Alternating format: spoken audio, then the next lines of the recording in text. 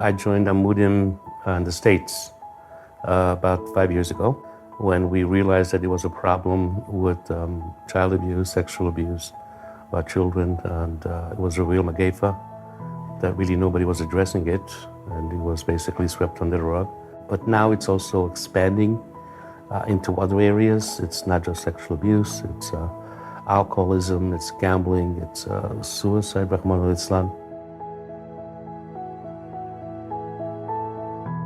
So I had an opportunity to introduce him to Tzvi, and the more he learned about this subject from Tzvi, he was more deeply troubled by it, and he was more determined to do something about it.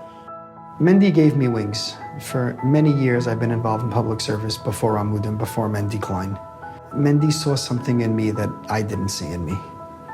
Mendy believed in me, and Mendy paved the way that I should transform from being Tzvi Gluck to an organization with so many employees and offices and helping thousands of people. Mendy had that vision long before any of us did. The Torah Masorah conference was about 5 or 6 weeks ago in West Palm, and Tzvi Blum came over to me with the phone and told me that we're having a session on sexual abuse and child molestation at the Torah Masorah conference, which was unheard of. In answer to Tzvi immediately was on the spot. He says, "We're having a session, I want you on the panel." I said, "Tzvi, you do not want me on the panel, I'm not a diplomat, I don't know how I say what I feel, and I don't think you want me on that panel." He says, "I want you on the panel." And Shmuel Kamenetsky was at the session, was at the conference over there. The night before the session, I went over to Shmuel and asked him, "Shmuel, tomorrow there's going to be a session on child molestation, child abuse. I'm on the panel. What should I not talk about?" Without hesitation, the Yeshiva of Tzvi came across to me and says, "Mendy, say whatever is on your mind," which I did.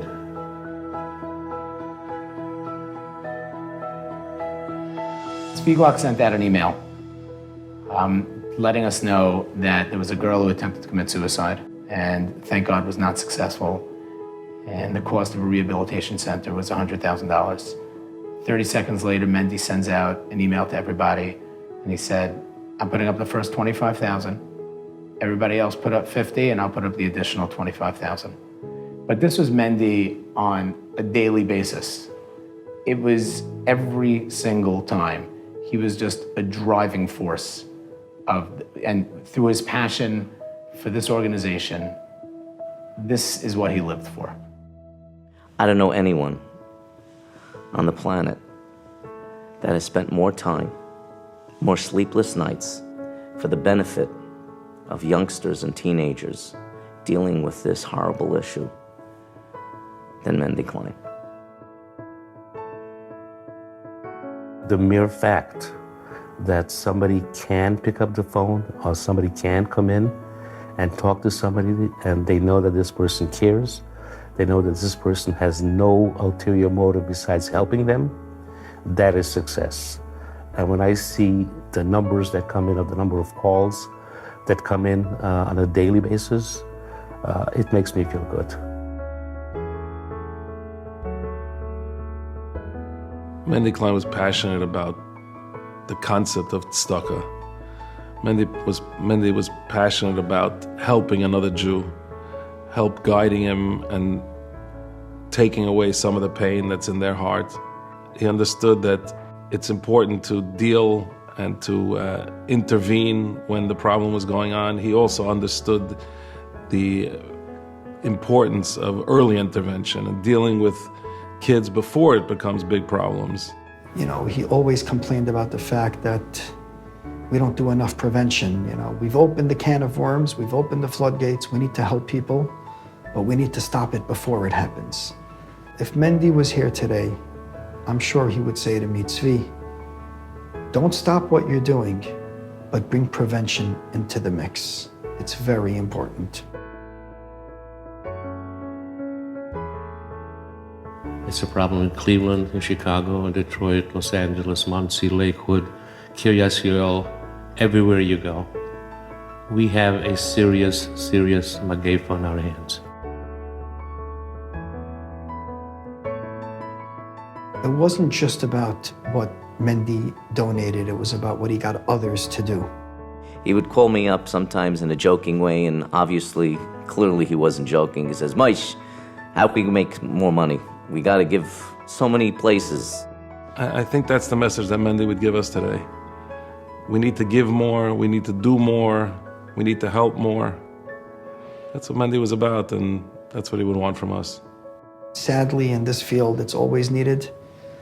And if people can help step up and help continue Mendy's legacy in supporting Amudim so we can save the lives we saved, I think it would be a tremendous schus for Mendy's neshama.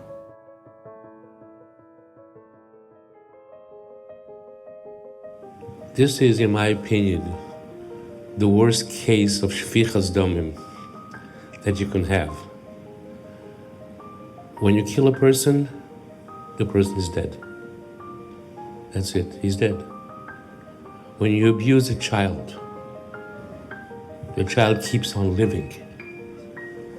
And what you've done is excuse me. What you've done is you've put a knife in this child's heart and killed that child, and the child keeps on living for the rest of his life. It's worse than shvichas damim. We still have a long way to go, but we have the Das Torah, we have what it needs, we have all the tools to deal with this. Let's deal with it. Let's eradicate this from our children. Thank you.